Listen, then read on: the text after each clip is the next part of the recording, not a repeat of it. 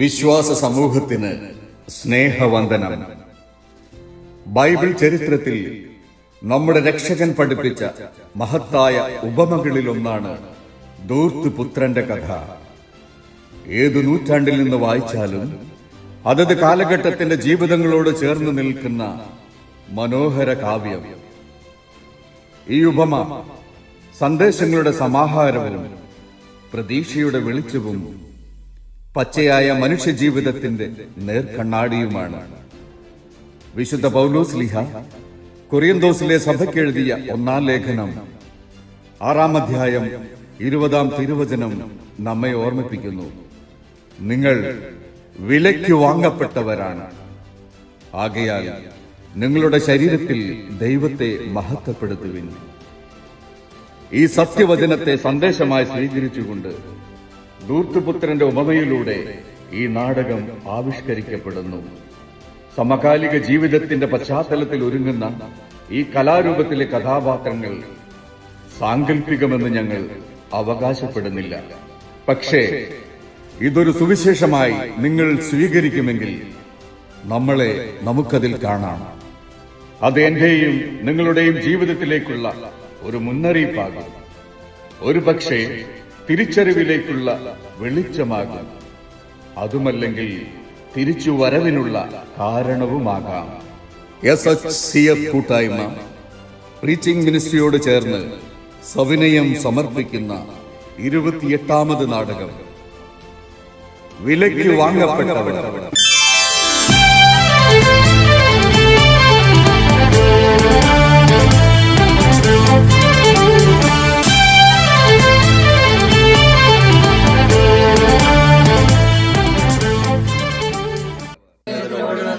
സഹായം തേടി നിന്റെ മാധ്യസ്ഥാപേക്ഷകരിൽ ഒരു വിനയെങ്കിലും വീഴ്ചയായി ലോകത്തിൽ കേട്ടിട്ടില്ലാന്ന് നീ ഓർക്കണമേ.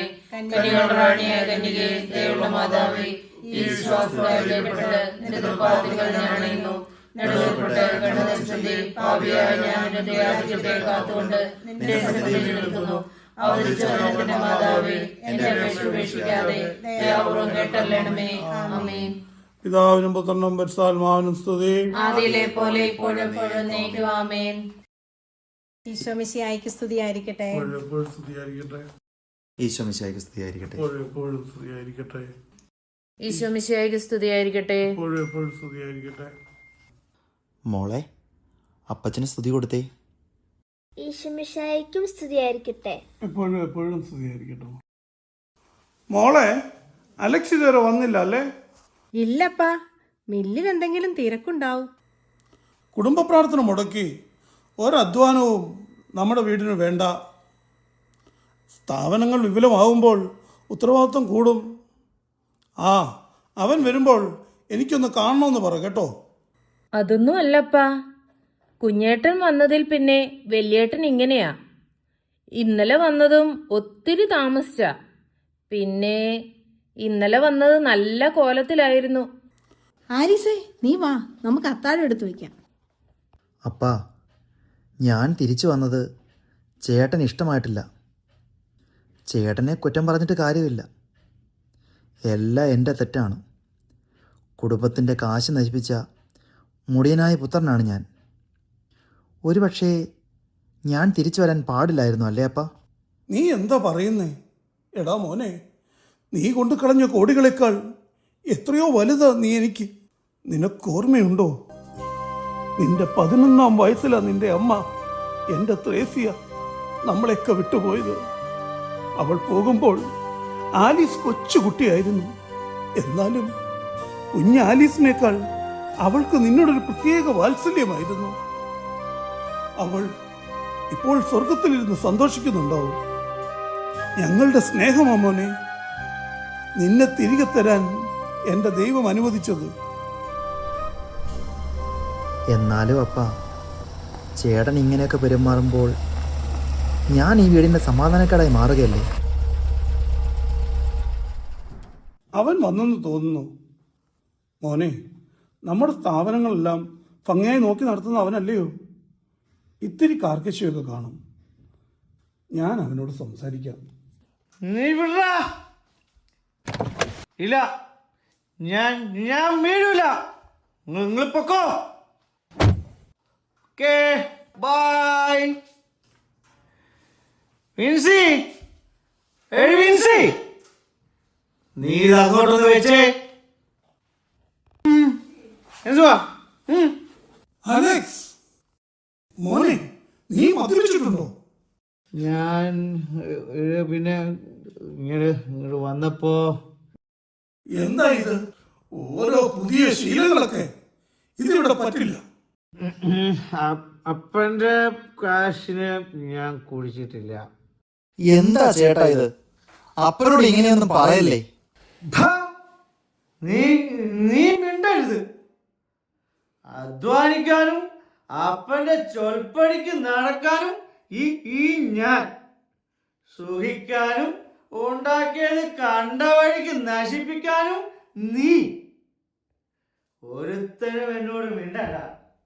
ഇനി മുതൽ എനിക്കെന്റെ വഴി, എനിക്കെന്റെ വഴി. എന്നോട് മിണ്ടണ്ട. അവൻ വന്നേക്കുന്നു എന്നെ ഉപദേശിക്കാൻ. വിടടി, നീ വിടടി, വിടടി. അപ്പാ, ഇതൊക്കെ ഞാൻ ചെയ്ത പാപത്തിൻ്റെ ഫലമാണ്. മോശമായ അവസ്ഥയിൽ നിങ്ങളെയൊക്കെ മറന്നു ജീവിച്ച കുറേ കാലങ്ങൾ, അറിയാത്ത ബിസിനസ്സും അറിവില്ലാത്ത കുറേ കൂട്ടുകാരും. അപ്പാ, ദേ ഇപ്പോൾ ചേട്ടനും അതേ വഴിക്ക് തന്നെ നീങ്ങുക. എനിക്കൊന്നും കാണാൻ വയ്യപ്പാ. ഇല്ലപ്പാ, ഇനി ഞാനിവിടെ നിൽക്കുന്നത് നിങ്ങൾക്കൊക്കെ കുഴപ്പമാണ്. ഞാനിവിടെ നിന്ന് പോകണം. പോകുന്നതാണ് എല്ലാവർക്കും നല്ലത്.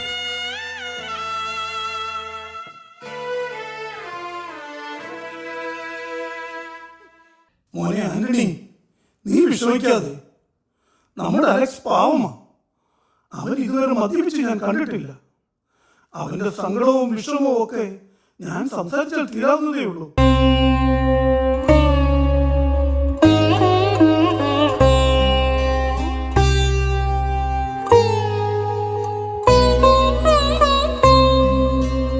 ഓ എന്റെ കർത്താവേ, എന്റെ കുടുംബത്തെ നീ കാത്തുകൊള്ളണേ. യോ, അപ്പച്ചൻ കരയുന്നു. അപ്പച്ചൻ എന്തിനാ കരയുന്നേ? അപ്പച്ചൻ കരയുന്ന ഞാൻ ഒരിക്കലും കണ്ടിട്ടില്ലല്ലോ. മോളിങ്ങി വാ, കൊച്ചുപാപ്പ കുഞ്ഞിന് ഒരു കഥ പറഞ്ഞു തരാം. എന്ത് കഥയാ? കണ്ണുനീര് കൊണ്ട് കടലുണ്ടാക്കി അത് നീന്തി കടന്നു ഒരു രാജകുമാരൻ്റെ കഥ. കണ്ണീര് കൊണ്ട് കടലോ?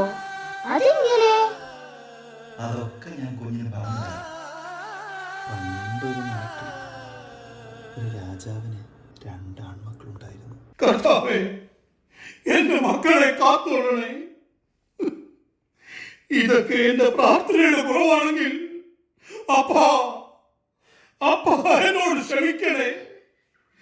എന്റെ കുടുംബത്തെ കാത്തുകൊള്ളണേ.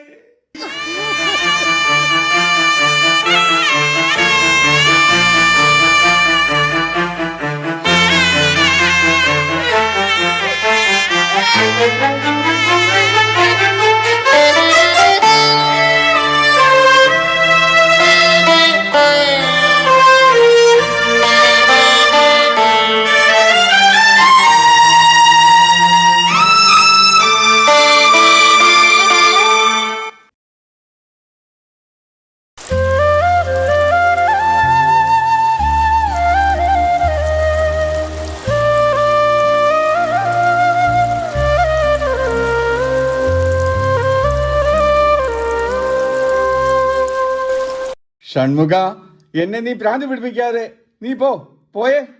கடவுளே, இவர்கிட்ட நான் எப்படி சொல்வேன்? வினோத் அண்ணே, அலெக்ஸ் தான் சார் சொன்னேன், കട്ടത്തടി വർക്ക്ഷോപ്പിൽ അനുപ്പൻറു. ദാ ഷൺമുഖ, ഈ മില്ലിൽ കട്ടത് മോഷ്ടിച്ചത് ഒന്നുമില്ല. നീ പോയേ. അല്ല, ഇതെന്താ സ്വർണ്ണപ്പാളിയോ? ചുമ്മാ കട്ടുകൊണ്ട് പോകാൻ. சொர்ணமா தங்கமா எனக்கு தெரியாது. அலெக்ஸ் தான் வரும்போ நீயே சொல்லிடு. அவர் தான் உங்ககிட்ட கேட்டு கட்டத்தடி எடுத்து ஃபர்னிச்சர் ஒர்க் ஷாப்பில் அனுப்ப சொன்னேன். ഓ, കട്ടതടി. ദാ പുളുന്താനേ ഷൺമുഖ, കട്ടതും മോഷ്ടിച്ചതൊന്നും ഇവിടെ ഇല്ല. ഓ, ഇവനെ പറഞ്ഞാലും മനസ്സിലാകത്തില്ലല്ലോ.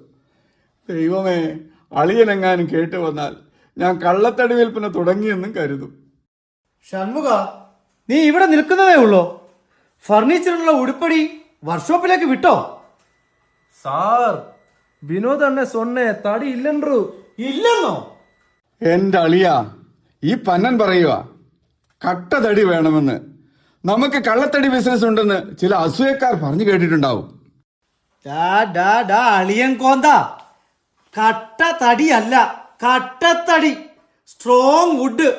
ഇന്നലെ മുഴുവൻ നീ കൂടി നിന്ന് കട്ട് ചെയ്ത തേക്കും ഈട്ടിയും തേമാവും ഒക്കെ. എന്റെ ദൈവമേ, ഇവനെ ഏതു നേരത്താണോ ഞാൻ ഈ പണി ഏൽപ്പിച്ചേ? ഷൺമുഖ, നീ ഷെഡിന്റെ റൈറ്റ് കോർണറിൽ മാറ്റി വെച്ചിരിക്കുന്ന ഉരുപ്പടിയെ തൂക്കിയിട്ട് പോപ്പാ ശീഘ്രം. ഓക്കെ സാർ, ഇപ്പൊ ചെയ്യലാം. വിനോദേ, നിന്റെ പെങ്ങളെ കെട്ടിയെന്ന ഒറ്റ തെറ്റേ ഞാൻ ചെയ്തുള്ളൂ. നാളെ കൺസ്ട്രക്ഷൻ സൈറ്റിലേക്ക് പോകേണ്ട ഡോർ ഫ്രെയിം ആണ് നീ ഹോൾഡ് ചെയ്തത്. അപ്പൻ ഡയറക്റ്റ് എടുത്ത ഓർഡറാ. സമയത്തിന് ഡെലിവറി ചെയ്തില്ലെങ്കിൽ എനിക്കത് ഓർക്കാൻ വയ്യ. അളിയ, ഞാൻ എന്ത് ചെയ്തു?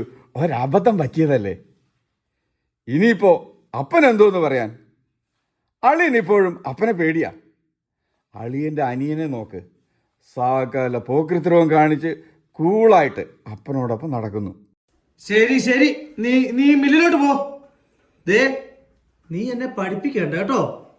എനിക്കറിയാം എങ്ങനെ ജീവിക്കണമെന്ന്. അളിയന്റെ അനിയൻ അപ്പന്റെ കയ്യിൽ നിന്ന് സ്വത്തും വാങ്ങി മുങ്ങുന്നതിന് മുമ്പ് എന്തെങ്കിലും ചെയ്താ അളിയനും പെങ്ങളും പട്ടിണി കിടക്കത്തില്ല. ഞാൻ പറഞ്ഞെന്നേ ഉള്ളൂ. ഉറച്ച തീരുമാനങ്ങൾ എടുക്കേണ്ട സമയമായിരിക്കുന്നു.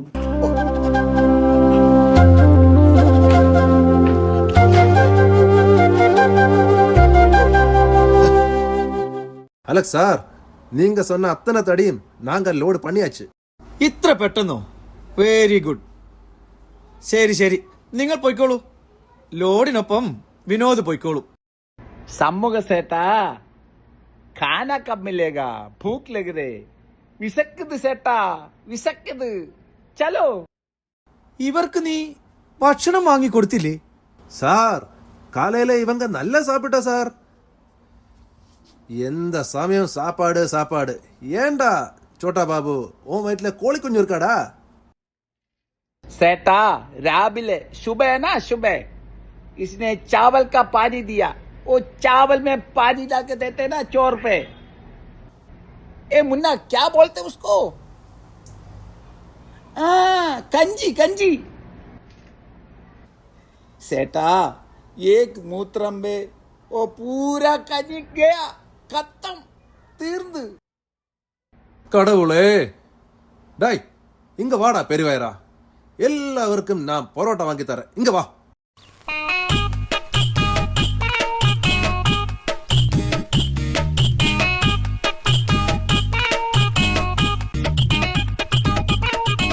सेटा, आपका पुതിയ സാറായ दोस्तारे अबरल्लम വരുന്നുണ്ട്.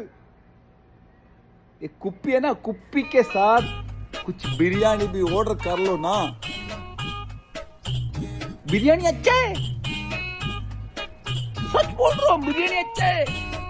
ഷൺമുഖ, എടാ ഷൺമുഖ, വിളിച്ചോണ്ട് പോടാ. ഇവത്തിങ്ങൾക്ക് എന്താന്ന് വെച്ചാ വാങ്ങിക്കൊടു. बिरयानी अच्छा है साहब, बिरयानी ऑर्डर करो ना. ഹായ് അലക്സേട്ടാ. എന്താടാ എല്ലാവരും കൂടി? ഇന്നും കൂടാനാണോ പരിപാടി? കൂടണ്ടേ അലക്സ് ചേട്ടാ? കാര്യം ഞങ്ങൾ ആന്റണിയുടെ ഫ്രണ്ട്സ് ആയിരുന്നെങ്കിലും ഇപ്പൊ ഞങ്ങൾക്ക് ചേട്ടനാ വൈബ്. അല്ല, ഇന്നലെ എങ്ങനെ വീട്ടിൽ സീനായ? അവൻ എന്നാ പറഞ്ഞു? ഓ, ഒന്നും പറയണ്ട. ഞാനൊന്നും കേൾക്കാൻ നിന്നില്ല. ഞാനങ്ങ് സ്കൂട്ടായി. രാവിലെ അപ്പൻ എഴുന്നേക്കുന്നതിന് മുമ്പേ ഞാനങ്ങ് തോട്ടത്തിലേക്ക് പോയി. ആന്റണി വന്നതോടെ അലക്സ് ചേട്ടന്റെ അപ്പം കുറച്ച് ഒതുങ്ങിയല്ലേ? മോനെ വൈശാഖേ, അന്ന് നീയൊക്കെ എന്റെ അനിയനെ പറ്റിച്ച് വെള്ളമടിച്ച് നടന്നപ്പോ നിന്നെയൊക്കെ തല്ലിക്കൊല്ലാനുള്ള ദേഷ്യം ഉണ്ടായിരുന്നു എനിക്ക്, അറിയോ?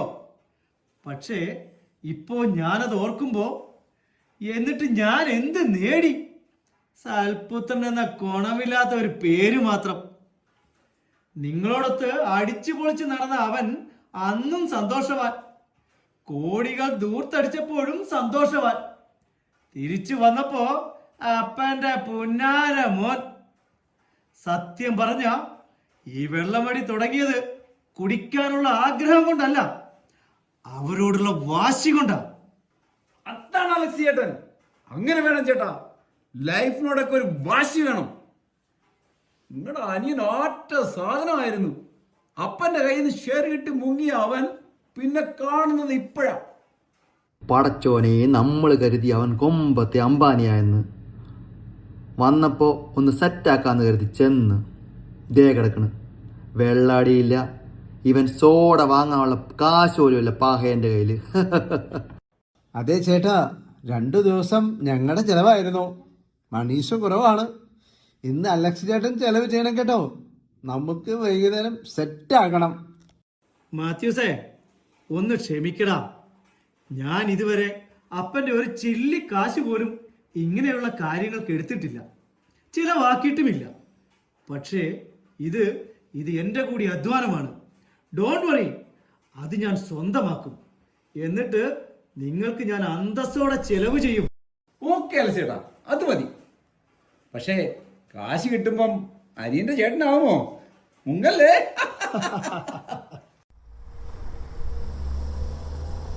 ദേ ചേട്ടന്റെ തന്തപ്പിടി വരുന്നു. ഞങ്ങൾ സ്കൂട്ടാവുക.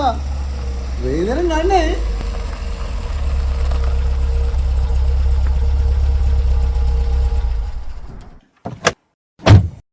മോനെ അലക്സേ, തോമസിന്റെ കൺസ്ട്രക്ഷൻ സൈറ്റിലേക്കുള്ള ഫർണിച്ചർ ഡെലിവറി ആയോ? വുഡ് മില്ലിലേക്ക് അയച്ചിട്ടുണ്ട്. മോസ്റ്റ് പ്രോബബ്ലി നാളെ രാവിലത്തേക്ക് ഡെലിവറി ചെയ്യാൻ പറ്റും. മോനെ, നിന്നോട് ചില കാര്യങ്ങൾ ഗൗരവമായി സംസാരിക്കാനുണ്ട്. മറ്റൊന്നുമല്ല, നിന്റെ ജോലിഭാരം കുറയ്ക്കാൻ ആന്റണിയെ കൂടെ കുറെ കാര്യങ്ങൾ ഏൽപ്പിക്കുക. എന്തിന് കുറെ ആക്കുന്നു? മൊത്തം അവരെ ഏൽപ്പിക്കുന്നതല്ലേ നല്ലത്. എനിക്കറിയാം നിന്റെ മനസ്സിൽ എന്താണെന്ന്. ആന്റണിയോട് നിനക്ക് ഇനിയും ക്ഷമിക്കാൻ പറ്റുന്നില്ല അല്ലേ? ഇത് അപ്പൻ എന്നെ കൊണ്ട് പറയിപ്പിക്കുകയാണ്. ഞാൻ ഇതുവരെ ഇങ്ങനൊന്നും സംസാരിച്ചിട്ടില്ല.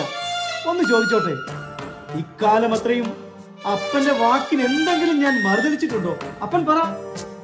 അപ്പന്റെ സ്വത്തിന്റെ പകുതിയിലേറെ നശിപ്പിച്ചവനോട് കാണിക്കുന്ന ഈ പരിഗണനയുടെ 10-1 എന്നോട് കാണിക്കുന്നുണ്ടോ? ദണ്ണമുണ്ടപ്പ, എനിക്ക് ദണ്ണമുണ്ട്. ഞാൻ ഇതുവരെ 1 രൂപ എനിക്കെന്ന് കരുതി എടുത്തിട്ടില്ല. അപ്പൻ അറിഞ്ഞു തരുന്ന പൈസ അല്ലാതെ ഒന്നും ഞാനോ എന്റെ ഭാര്യയ്ക്കോ എന്റെ പൊന്നു മോക്കോ വേണ്ടി ചെലവാക്കിയിട്ടില്ല. എന്റെ കുഞ്ഞെ, ഇതെല്ലാം നിനക്കുള്ളതല്ലേ? എന്നാണ് ഞാൻ കരുതിയത്. പക്ഷേ ഇപ്പോ എനിക്കതിൽ സംശയമുണ്ട്. ചിലവാക്കാൻ അറിയുന്ന ഒരു മകൻ കൂടെ ഉണ്ടല്ലോ ഇപ്പോ. ഏൽപ്പിച്ചോ, എല്ലാം അവനെ ഏൽപ്പിച്ചോ. അപ്പന്റെ മുതല് അപ്പന്റെ ഇഷ്ടം, അങ്ങനെയല്ലേ സംഭവിക്കൂ. മോനെ അലക്സ്, നീ എന്നെ മനസ്സിലാക്കിയില്ലല്ലോ കുഞ്ഞെ. എന്റെ മോനെ, നീ നടത്തുന്ന ഈ മില്ലും ഫർണിച്ചർ ഹബ്ബും തേയിലത്തോട്ടങ്ങളും ഒക്കെ ആരുടെയാണെന്നാ നീ കരുതിയേ? എന്ന് നിന്റെ അനുജൻ അവനുള്ളത് വാങ്ങിച്ചോ? അന്ന് ഇതെല്ലാം നിന്റെ പേരിൽ ഞാൻ പ്രമാണമാക്കി കഴിഞ്ഞു. ഇതെല്ലാം നിന്റേത് തന്നെയാ മോനെ. ഇക്കഴിഞ്ഞ 5 വർഷമായി ഞാനൊരു നടത്തിപ്പുകാരൻ മാത്രമായിരുന്നു. ഇപ്പോൾ എല്ലാം ഭംഗിയായി നടത്തുന്ന നീ കാര്യപ്രാപ്തി നേടിക്കഴിഞ്ഞു.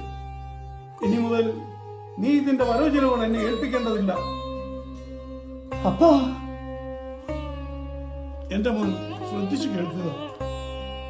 നമ്മുടെ ആൻസിമോളുടെ കല്യാണത്തിനുള്ളതും അപ്പൻ FD ആയി കരുതിയിട്ടുണ്ട്. നമുക്ക് അവളുടെ കല്യാണം നടത്തണം. ആന്റണിയെ പറ്റിയും എനിക്ക് ചില പദ്ധതികളുണ്ട്. തൽക്കാലം അവൻ നിന്നെ സഹായിക്കട്ടെ. അലക്സ്, എല്ലാത്തിനും എന്റെ വലങ്കയായി നീ ഉണ്ടാവണം. അപ്പാ, ഇതൊന്നും ഞാൻ അറിഞ്ഞിരുന്നില്ല.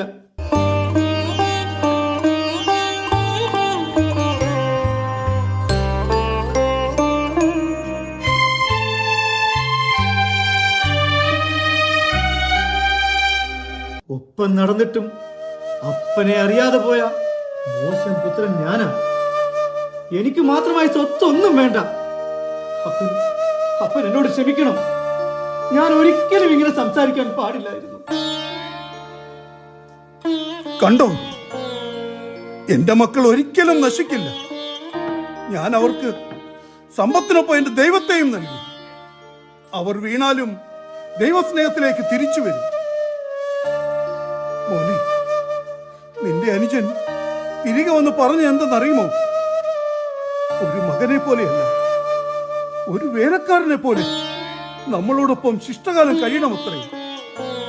അവന്റെ ജീവിതാനുഭവം സമ്പത്തിന്റെ നശ്വരത അവനെ പഠിപ്പിച്ചു. അവൻ തേടി വന്നത് സമ്പത്തല്ല മോനെ, നമ്മുടെ സ്നേഹത്തിനാണ്. അത് സമ്പത്തിനേക്കാൾ വലുതാണെന്ന് നീയും ഇപ്പോൾ അറിയുന്നു. എല്ലാം ഉണ്ടായിരുന്നിട്ടും എന്തോ തേടിപ്പോയ മണ്ടൻ ഞാനാണ്. അപ്പ ഈ ദിവസങ്ങളിൽ അപ്പനെ വിഷമിപ്പിച്ചതിൽ എന്നോട് ക്ഷമിക്കണം. ഞാനല്ലാതെ ആരാ മോനെ നിന്നോട് ക്ഷമിക്കേണ്ടത്? അപ്പന് മക്കളെ തള്ളിക്കളയാൻ പറ്റുമോടാ?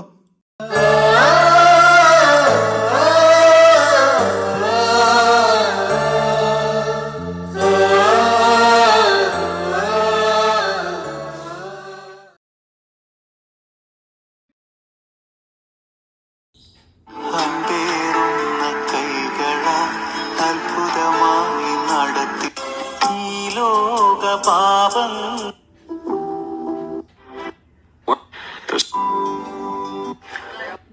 ഞാൻ വലിയൊരു വേദനയിൽ കിടന്ന് ഞാൻ ഉളയുകയായിരുന്നു. വേദന ശാരീരിക വേദനയല്ല, മാനസിക വേദന. ഒരു വേദന, അതെന്താന്ന് നിങ്ങളോട് എനിക്ക് പറയാൻ പറ്റില്ല.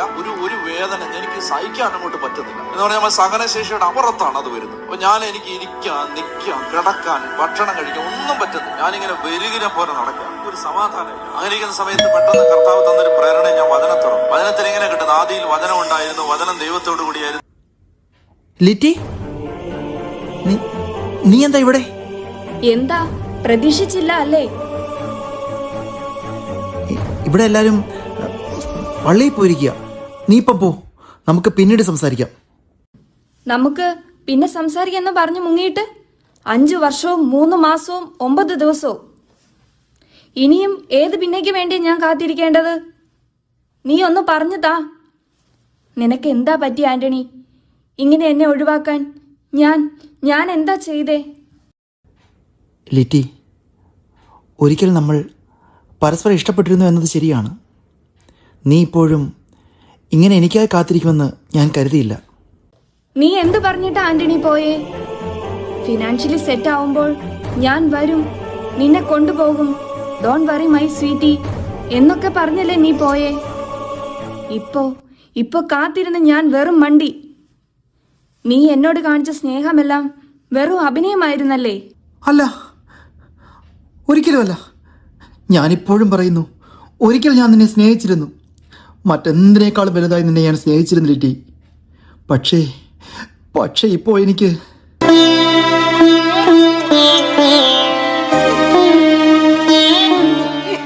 ഇപ്പൊ എന്ത് പറ്റി? സ്നേഹം പറ്റിപ്പോയോ? എനിക്കറിയാം നീ പറയാൻ പോകുന്നത് എന്താണെന്ന്. എൻ്റെ കയ്യിൽ ഒന്നുമില്ല, എല്ലാം നശിച്ചു എന്നൊക്കെയല്ലേ? ആന്റണി, സംഭവിച്ചതൊക്കെ പോട്ടടാ. നമുക്ക് പഴയ ആന്റണിയും ലിറ്റിയും ആകാം. എനിക്ക് നീ മാത്രമേ ഉള്ളൂ, പ്ലീസ്.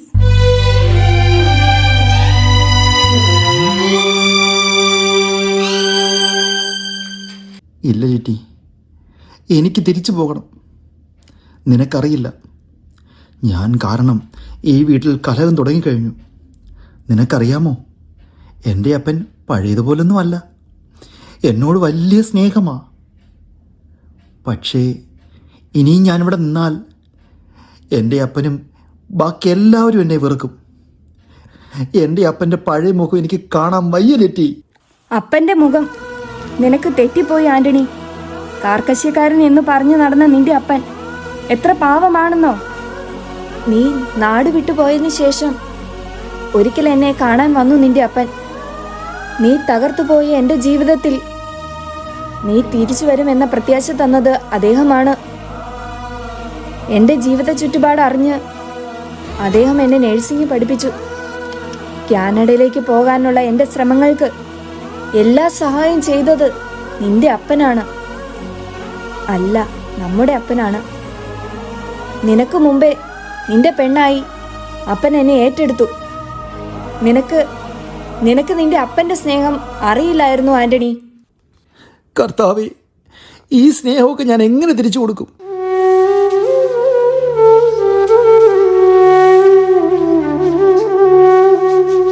സാരമില്ലടാ, ഇപ്പൊ എല്ലാവരെയും നിനക്ക് തിരിച്ചു കിട്ടിയില്ലേ.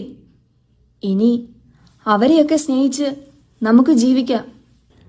ഇല്ല ലിറ്റി, എൻ്റെ നഷ്ടങ്ങളുടെ പൂർണ്ണത അത് ദൈവനിശ്ചയമാണ്. അല്ല, ഞാനത് സ്വയം വരുത്തി വെച്ചതാണ്. ആ നഷ്ടങ്ങളിൽ നീയുമുണ്ട്. ചെയ്ത പാപങ്ങൾക്ക് പരിഹാരം ചെയ്യാൻ പോലും യോഗ്യതയില്ലാതെ ഞാൻ മടങ്ങുകയാണ്. നീ എങ്ങോട്ടും പോകുന്നില്ല. എൻ്റെ ജോലി ശരിയായാൽ നമ്മൾ ഒരുമിച്ച് പറക്കും. നമ്മൾ സ്വപ്നം കണ്ട നമ്മുടെ ജീവിതത്തിലേക്ക്. എൻ്റെ ദൈവമേ, ഞാൻ എങ്ങനെ ഇവളെ പറഞ്ഞ് മനസ്സിലാക്കും? ലിറ്റി, ഇനി ഞാൻ പറയാൻ പോകുന്ന കാര്യങ്ങൾ പ്രായോഗിക ബുദ്ധിയോടെ നീ മനസ്സിലാക്കണം. നിന്നോടൊപ്പം ജീവിക്കാൻ ആഗ്രഹിച്ചാൽ കൂടി എനിക്കത് സാധിക്കില്ല. മുൻപോട്ട് ജീവിക്കാൻ എൻ്റെ പക്കൽ ആയുസിൻ്റെ ബലമില്ല ലിറ്റി. ദിവസങ്ങൾ ഏറിയാൽ 1 മാസം.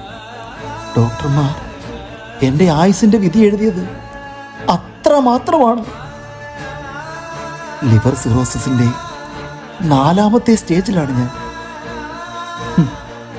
മദ്യപാനം അതെനിക്ക് നൽകിയ മാരക സമ്മാനം. നിനക്കറിയാമോ, എൻ്റെ അപ്പനോട് പോലും ഞാനിത് പറഞ്ഞിട്ടില്ല. ഇനിയുള്ള കാലം എൻ്റെ അപ്പനോടും സഹോദരങ്ങളോടുമൊപ്പം ഒരുമിച്ച് ജീവിച്ച് മരിക്കണമെന്ന ഒറ്റ ആഗ്രഹം കൊണ്ട് മാത്രമാണ് ഞാൻ തിരിച്ചു വന്നത്. പക്ഷേ നീ എന്നെ ഇങ്ങനെ കാത്തിരിക്കുമെന്ന് അറിഞ്ഞിരുന്നെങ്കിൽ ഞാൻ ഒരിക്കലും തിരിച്ചു വരില്ലായിരുന്നു. ഇപ്പോൾ ഞാനത് നിന്നോട് പറഞ്ഞത് നിന്റെ ഭാവി ഓർത്താണ്. പ്ലീസ് ലിറ്റി, എന്നോട് ഇത്രയെങ്കിലും സ്നേഹം ഉണ്ടെങ്കിൽ നീ എന്നെ മറക്കണം.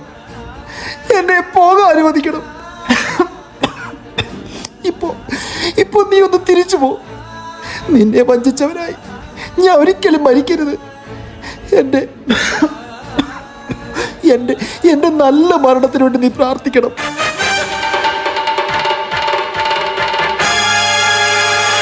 നോ, ഇല്ല. നീ എന്നെ ഒഴിവാക്കാനായി നുണ പറയുകയാ. ഇത് ഞാൻ വിശ്വസിക്കില്ല. പ്ലീസ് ആന്റണി, ഇങ്ങനെയൊന്നും പറയാതെ. ഞാൻ എന്തിനു നിന്നോട് നുണ പറയണം ലിറ്റി? ഞാൻ പറഞ്ഞതൊക്കെ സത്യം തന്നെയാ. ഇത് ഞാൻ എൻ്റെ ജീവിതം കൊണ്ട് എഴുതിയ വിധിയാ. വെള്ളം അല്പനേരത്തെ സന്തോഷത്തിനായി മദ്യലഹരിക്ക് ശരീരം വിട്ടുകൊടുത്ത മണ്ടനാണ് ഞാൻ. അപ്പാ! ആന്റണി, ഒന്ന് മോനെ, നിനക്കൊന്നുമില്ലടാ. ചികിത്സയില്ലാത്ത ഒരസുഖവും ഇല്ല മോനെ. നീ വിഷമിക്കാതെ. മോനെ ആന്റണി, മോനെ, നിനക്കൊന്നുമില്ലടാ.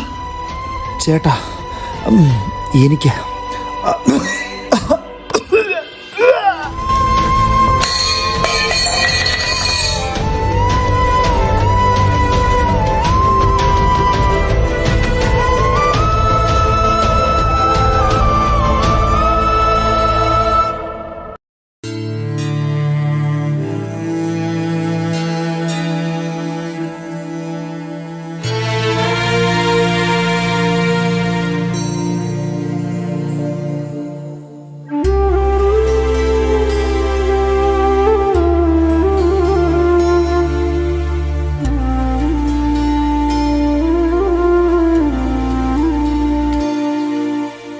അലക്സ്, നിലവിൽ ആൻ്റണി ഓപ്പറേഷന് ഫിസിക്കലി ഫിറ്റാണ്.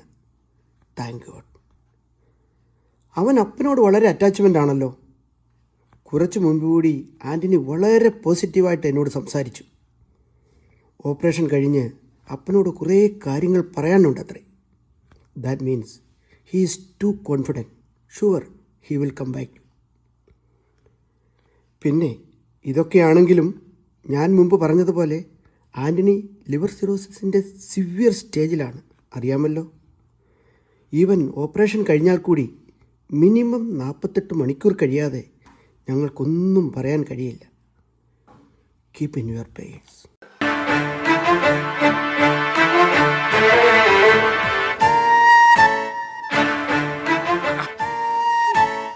താൻ ഇങ്ങനെ വിഷമിക്കാതൊരു. ഡോക്ടർമാർ അങ്ങനെയൊക്കെ പറയും. ഇതൊക്കെ സർവ്വസാധാരണമായ കാര്യമാണ്. നമുക്ക് പ്രാർത്ഥിക്കാം. വർഗീസേ, ഒരിക്കൽ നഷ്ടപ്പെട്ടെന്ന് കരുതിയതാവനെ. വേദനയുടെ 5 വർഷങ്ങൾ. 5 വർഷങ്ങൾക്ക് ശേഷം എൻ്റെ ദൈവം എൻ്റെ കുഞ്ഞിനെ എനിക്ക് തിരിച്ചു തന്നു. ഞാൻ ഒത്തിരി സന്തോഷിച്ചിടൂ. ഇപ്പോൾ ഈ ഓപ്പറേഷൻ തിയേറ്ററിൻ്റെ മുൻപിലെ കാത്തിരിപ്പുണ്ടല്ലോ, സഹിക്കാൻ പറ്റുന്നില്ലടോ, സഹിക്കാൻ പറ്റുന്നില്ല.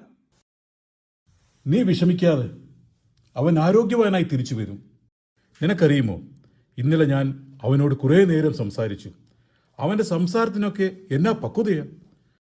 അവൻ്റെ വാക്കുകളൊക്കെ ഒരു പുരോഹിതന്റെ ശബ്ദം പോലെ എനിക്ക് തോന്നിയേ.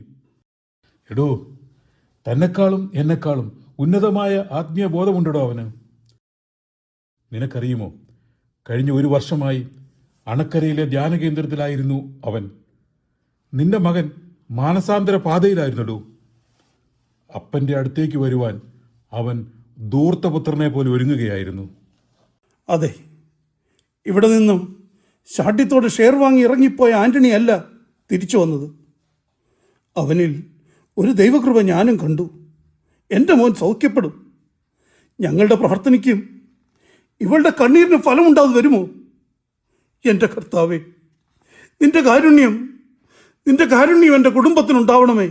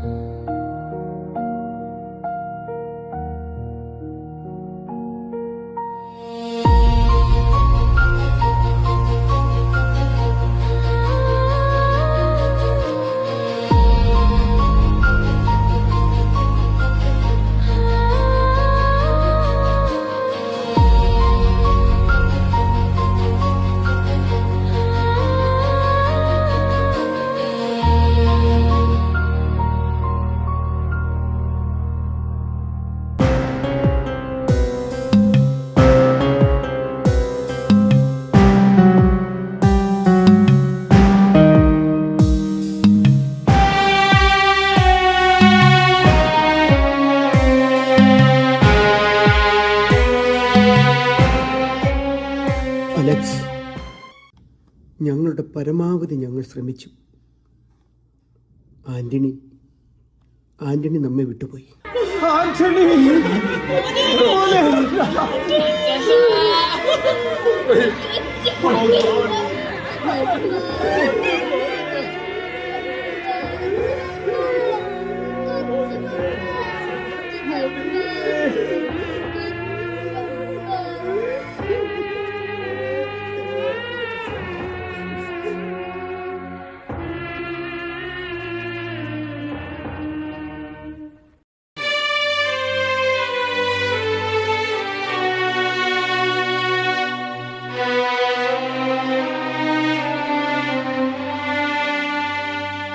എൻ്റെ മെഡിക്കൽ ജീവിതത്തിൽ ഇതുപോലൊരു മരണം ഓപ്പറേഷൻ ടേബിളിൽ ഞാൻ കണ്ടിട്ടില്ല. ആൻ്റണിയുടെ ഹൃദയമിടിപ്പ് നിൽക്കുന്നതിന് തൊട്ടു മുമ്പ് സഡേഷൻ്റെ ഡീപ്പ് സ്റ്റേജിൽ അവൻ വളരെ വ്യക്തമായി പറഞ്ഞു, അപ്പാ, ഇതാ ഞാനെന്ന്. കർത്താവേ, why are you doing this with him?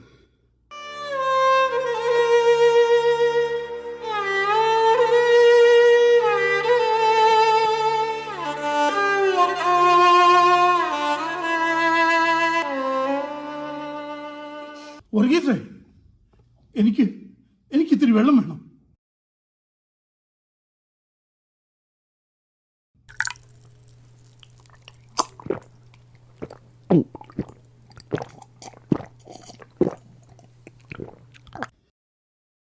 ഈശോയെ, എനിക്കിപ്പോ നിന്നെ കാണാം. എന്റെ മകനെ കാണാം. അവനിപ്പോ എത്ര സുന്ദരനായി ഈശോയ്ക്കിപ്പോ. അവിടെ വർഗീസേ, താൻ നോക്ക്. എന്റെ മകനെ കണ്ടോ?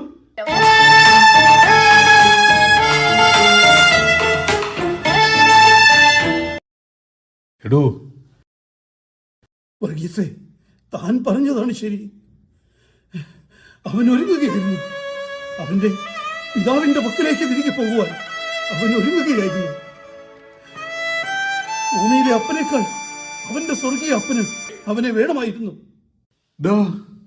നീ ഒന്ന് കരയിടൂ, ഉള്ളൊന്ന് തണുക്കട്ടെ. എന്തിന്?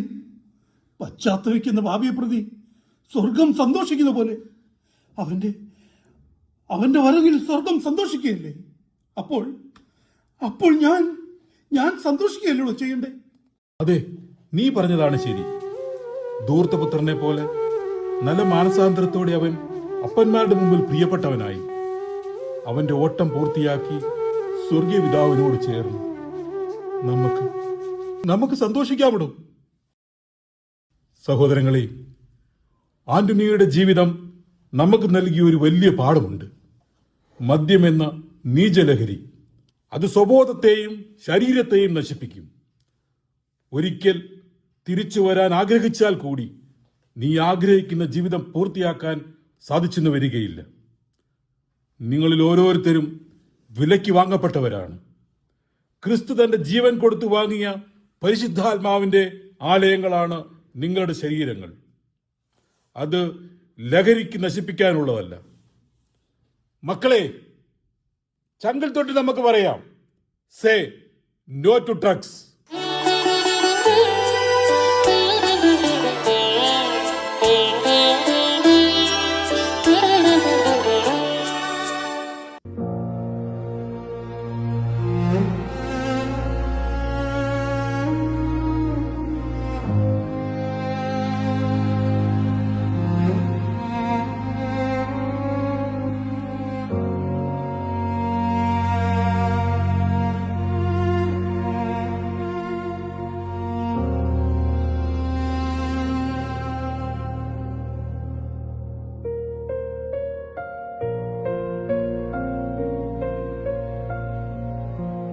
Hmm.